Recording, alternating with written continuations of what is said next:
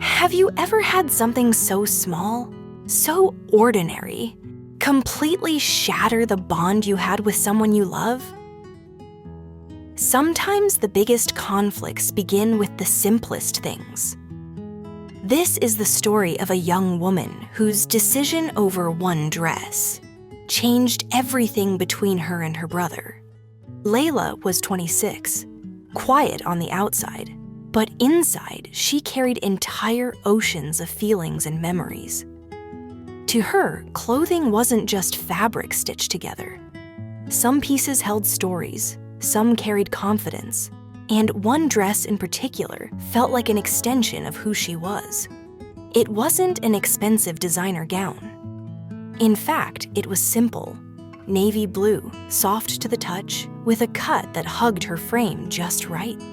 But every time Layla slipped it on, she felt like she was stepping into the best version of herself. It was her shield, her spark, her secret weapon. She had found it years earlier on a trip to Portland. She remembered wandering alone through quiet streets on a rainy afternoon when a small boutique caught her eye. And there it was, waiting for her, almost as if the dress had chosen her, not the other way around. From that moment on, it became her go-to for milestones. Birthdays, work events, dinners where she wanted to feel radiant. So when her brother's girlfriend Hannah casually asked if she could borrow it for a wedding, Layla froze. It wasn't the kind of request she had expected. Borrowing her favorite dress? The one that felt stitched into her identity? She tried to keep her tone calm, polite even. "I'm sorry, Hannah. I actually already planned to wear it next month to a friend's engagement party." But beneath the surface, the truth was heavier. Layla hated lending out clothes. Always had. Not because she didn't trust people, but because she knew how easily fabric could stain, stretch, or lose its shape. And this dress? This was her thing. Hannah's reaction was instant and sharp. She laughed, shaking her head like Layla had just told the funniest joke. "It's just a dress," she said. "Don't be so selfish." "I'll give it back." The air in the room shifted. And then her brother, Daniel, who had been sitting nearby, looked up from his phone. The way he raised his eyebrow, the way he frowned, it felt like a verdict had already been cast, as if he too thought she was being ridiculous. Layla's stomach knotted. She mumbled something, fumbling to explain, but her words trailed off. All she managed was, "It's important to me," but the damage was already done. Hannah rolled her eyes, muttered, "Fine," and turned away. Daniel didn't say much, but the silence said enough.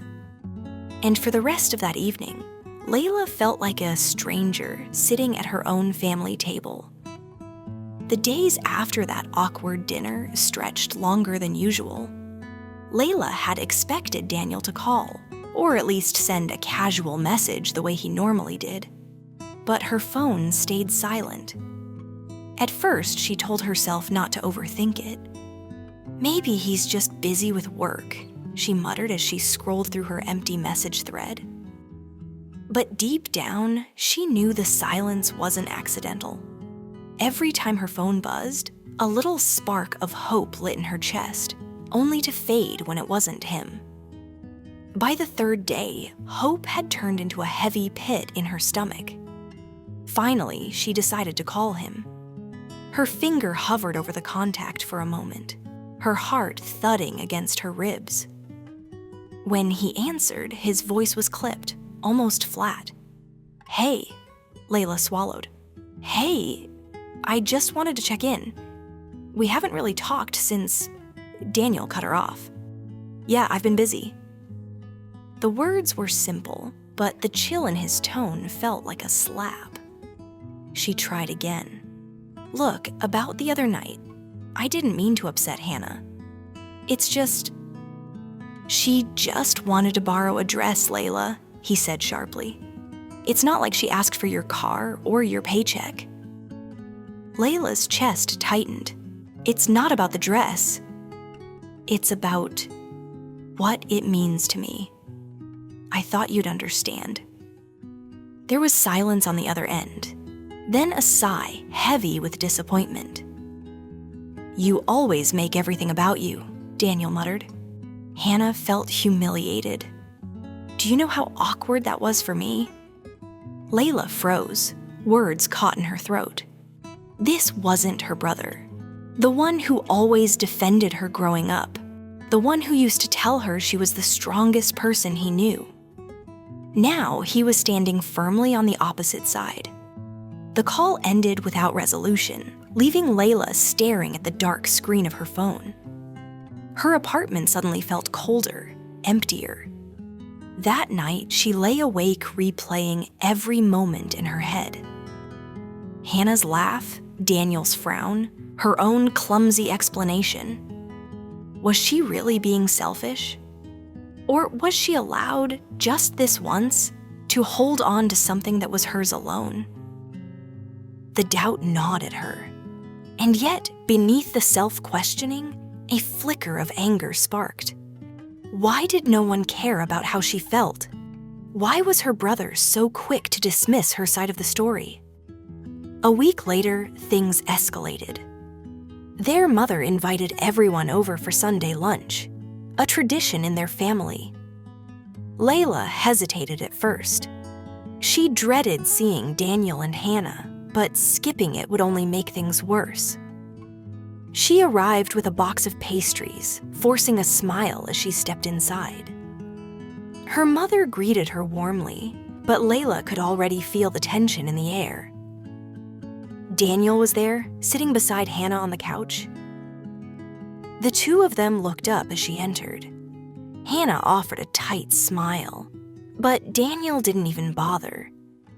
Throughout lunch, the conversation was stilted. Every time Layla spoke, Daniel's responses were short, almost dismissive. Hannah kept glancing between them with a smug sort of patience, like she was waiting for Layla to break first. Finally, halfway through dessert, Hannah brought it up. So, Layla, she said sweetly, have you reconsidered about that dress? The wedding is next weekend. The room went still. Their mother's fork clinked against her plate. Daniel shifted uncomfortably, but didn't speak. Layla set down her coffee cup slowly. Her pulse quickened, but her voice came out steady. No, Hannah. I told you, I'm wearing it for my friend's engagement. Hannah's smile faltered, her eyes narrowing. Right, she said coldly. Because obviously your plans are more important than anyone else's. Daniel finally jumped in. Hannah, let it go, he muttered. But the damage was already done. Layla felt her throat tighten, her mother's anxious eyes flicking between her children. The rest of the afternoon dragged on in strained silence.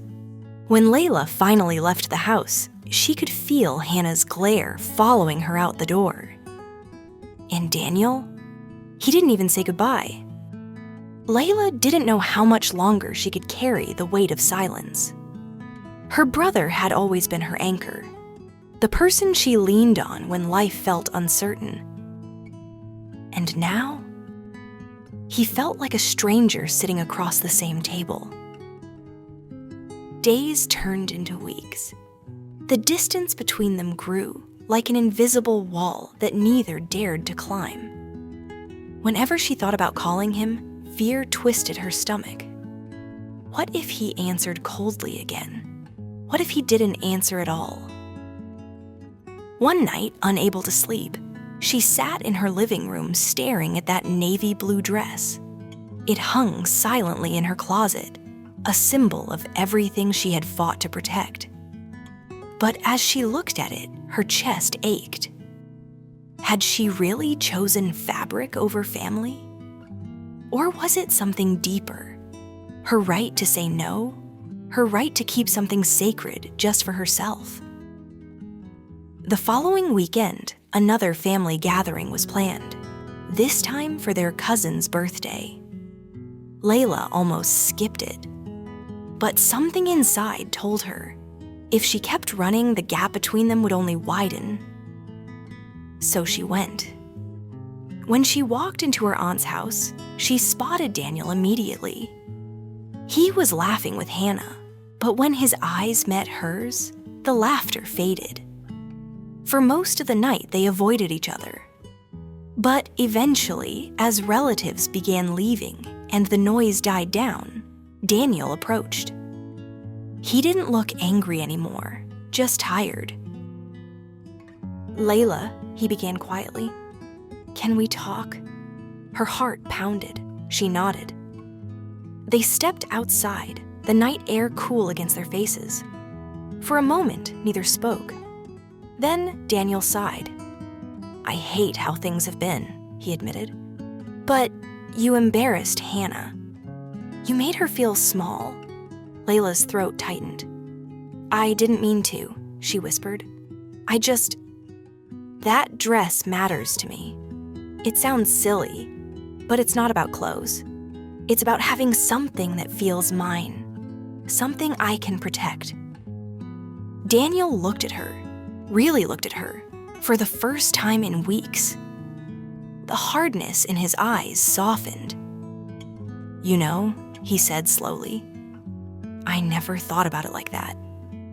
She made it sound like you were just being difficult." Layla shook her head. "I'm not trying to hurt her. But I can't give away pieces of myself just to keep everyone else comfortable." Silence stretched between them, but it wasn't the suffocating silence from before. This one felt like understanding, shaky, fragile, but real. Finally, Daniel reached out and pulled her into a hug. "I'm sorry," he murmured. "You're right. I should have had your back." Tears burned her eyes as she whispered back, "I just didn't want to lose you over something like this." For the first time in weeks, she felt the knot in her chest loosen. The dress stayed in her closet, but the bond with her brother, though tested, was still alive. It would take time to rebuild, but time was something they still had. And Layla realized something important that night. Protecting your boundaries doesn't make you selfish. It makes you human. And sometimes the people who truly love you need to be reminded of that truth. No one is entitled to your things, your time, or your energy. It's okay to say no. The people who value you the most will learn to respect your boundaries. Because real love isn't about taking, it's about understanding.